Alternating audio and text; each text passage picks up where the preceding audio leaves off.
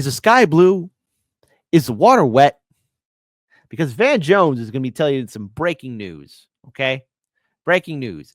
Van Jones admits legacy media is dead, and I think this is very apropos. Van Jones, what do you got to say? I don't know anything about politics. I don't know anything about politics. I don't know anything about politics. Van Jones admits the legacy media is dead. What's going on? Oh, no. In the Philly suburbs. And I'm telling you, we are way off. The entire political class is way off. First of all, digital is a new door knocking. You got to understand that. We were laughing our butts off at Donald Trump for suspending his door knocking campaign and letting Charlie Kirk and Elon do a bunch of stuff online. We said, these guys are idiots. These guys are stupid. Then you start knocking on these doors. You know what people come to the door with? Their phone in their hand. They're in a 24-hour digital surround sound. That's right. That's right, because people moved on until corporate media had to bully its way on onto our backyard because you guys realize that your viewership sucks. People don't want to watch you because it's propaganda and everyone are tired of your BS. People are furious. Van Jones, what? Are you surprised? Are you surprised? Color me shocked. I guess he truly is surprised that people are not interested in establishment media. Yes, that's why independent media is popular. But, oh, thanks to the algorithm, corporate media has the leg up on all of us, right? Then you start knocking on these doors. You know what people come to the door with? Their phone in their hand. They're in a 24-hour digital surround sound that has nothing to do with CNN, has nothing to do with any stuff that we do. I got a teenage son. I asked him, who are the most influential people in the world today? I'm thinking to myself, he's going to say Barack Obama, Oprah Winfrey. No. What? No. Jay-Z. He says, Kai Cent, Aiden Ross, Jinxie, and Sketch.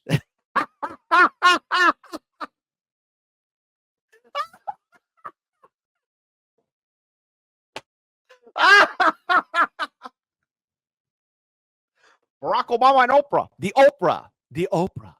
I am the Oprah. No, Kai's not. Aiden Ross. Of course. And hold on.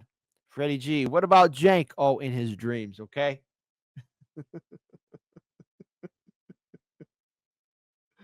And Patrick D. So his son watches Twitch and Kick. Yeah, hey, where's the supervision? Because sometimes those Kick and Twitch streams can be a little bit out there, you know? That's just funny. Hold on. Nothing to do with CNN, has nothing to do with any stuff that we do. I got a teenage son. I asked him, who are the most influential people in the world today? I'm thinking to myself, he's going to say Barack Obama, Oprah Winfrey, Jay-Z. No. He says, no.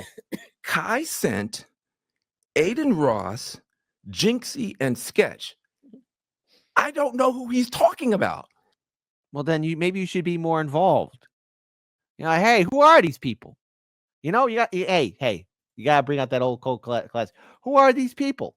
Who are these people? Who are these people? Who are these people? Like, you know, you got to ask. Ask who they are. Ask them a question. Talk to them. Speak to them. Speak to your kid. Who are they? Why are they influential to them? I said, what platforms are you on? He goes, I'm on Twitch, Kick, and Rumble. I said, that sounds like you need to go to the hospital. What are these platforms? Man, oh, dude. Oh, my goodness. You sound like an old person now. Like, what? Why don't you listen to stuff on the radio? Like, was Ted Koppel? No. N-O, no. I'm telling you guys, the mainstream has become fringe, and the fringe has become mainstream. There are platforms, there are people out there that are getting 14 million streams, and we're on cable news getting 1 or 2 million. And that's where it comes down to it. Is somebody jealous? Is somebody jealous that there are people doing far better than corporate media? Hey, good. I'm happy. What does it say about corporate media? Why is it that you are not getting the views yet other larger streamers are.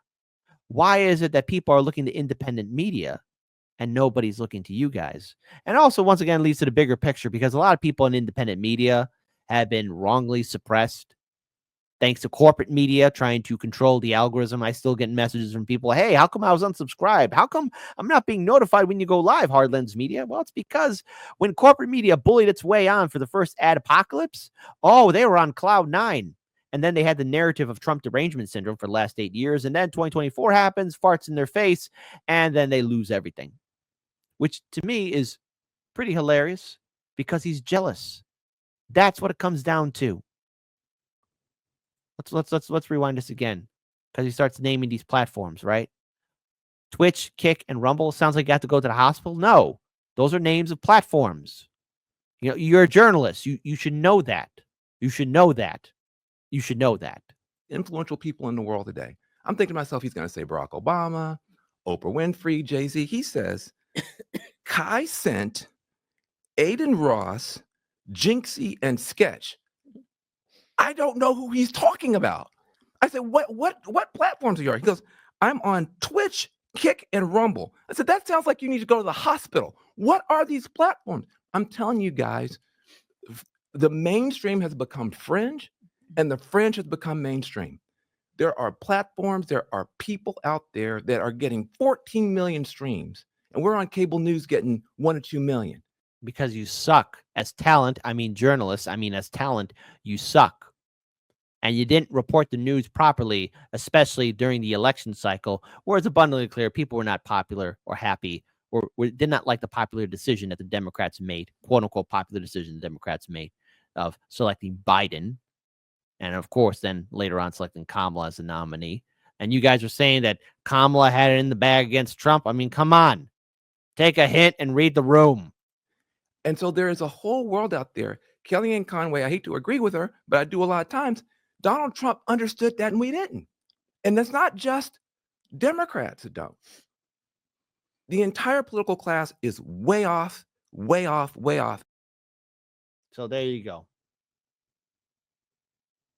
So by the way, you know, just to be clear, the fact that Van Jones has been in journalism for a long time, but you don't know what Twitch is, you don't know what Kick is, you don't know what Rumble is, you should know.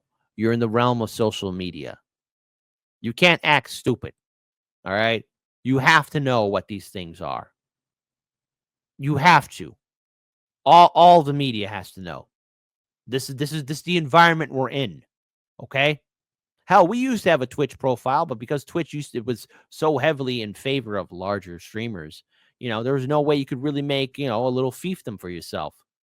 That's why we diversified. We're on Rumble, we're on Kick, we're on X, we're on Odyssey, Rockfin, and we're even here on the YouTubes as well. But that's what you have to do, and that's the realm of media. But I also want to pull this up here as well, because it's funny, because seeing CNN, but also MSNBC, Rachel Maddow's ratings plummet 43% since Trump's election day victory. That's right. MSNBC star Rachel Maddow has been turned out by nearly half her audience. Wow, turned out. Oh, by nearly half her audience since President-elect Donald Trump's election day victory. Rachel Maddow's show lost 43% of its total audience in 2024 since election day, averaging only a 1.4 million total viewers since Trump's decisive win over Vice President Kamala Harris. The astounding decline comes when comparing the average audience Rachel Maddow's show from January 1st, 2024 until election day to the MSNBC show's audience since November 6th. Wow. I think they meant 2023 because it's not January 1st. So there you go. There we go. I think they meant 2023. Oh, no. Sorry. January 24. I got that wrong. Haha. Maddow famously cut the Rachel Maddow's show to once a week in 2022 to pursue other projects despite an enormous salary. And she recently signed a new contract to remain the face of BSNC for the foreseeable future. Ratings Viagra, right? More like anti-Viagra. That's true, You had an executive describe Rachel Maddow's show as being ratings Viagra. It ain't getting up no more with the views. BNC's biggest star has fared even worse among the advertiser coveted demographic of adults aged 25 to 54, shedding a staggering 56% of its audience since the election, while averaging only 103,000 viewers from the critical category. The Rachel Maddow Show aired every weeknight during its heyday, when it's often competed for the most watched cable news host. But Maddow began hosting only on Monday nights 2 years ago and passed the 9 p.m. Eastern hour for other 4 days a week to Alex Wagner. Wagner had her lowest rated week last week. Oh my goodness, damn. But see, here's the thing. Here's the thing I realize about all these people in corporate media. They don't want to do their job, okay? They get lazy. They're like this. Can't somebody else do it? And it doesn't come as a surprise why people aren't watching you anymore, because these quote unquote journalists, these pundits, the talent on air, don't know how to really do a good show anymore. They're so used to their millions of dollars that you just assume people will listen to them because they're quote unquote experts. Experts. So why should we? Why should we give them time of day or even trust if they keep on screwing the pooch? But looking at this even further, Maddow is a mainstay of MSNBC coverage of big events such as election night and hosts podcasts and works on other various side projects. Get to work. Hit the studio again. Maddow reportedly made $30 million per year on her last contract. The new deal, reported by the Ankler, oh my goodness, was for $25 million a year over the next 5 years, but MSNBC insiders have disputed the exact figure. Fox News contributor Joe Concha, who spent years covering the media industry, said it's not surprising that a host who strongly supported Kamala Harris is losing viewers on the heel of the election. What's surprising is that MSNBC still doled out $25 million to her to work one night a week. Can you imagine if you could work one night a week and get paid $25 million? What would you do with that money? And the return investment is that she finishes a distant second to Sean Hannity at 9 p.m. Is that money well spent? Rhetorical question. Again, no, it's not. So it is rather hilarious. But see, it goes to a bigger thing. These hosts at CNN and MSNBC, they could smell it. There's blood in the water. People are hungry. They're starving. And they want to change things up. People are furious, mad, and angry, as they should be. There's going to be a change, folks. And all what it comes down to is that they can't bring in the viewers. Legacy media is dying. And we should do so with thunderous applause. Now go ahead, applause, everyone. They're jealous. They're jealous of Kick streamers, Twitch streamers, Rumble streamers, YouTube channels. They're jealous. They don't have what it takes. They're dying out. Now it's our time to take over.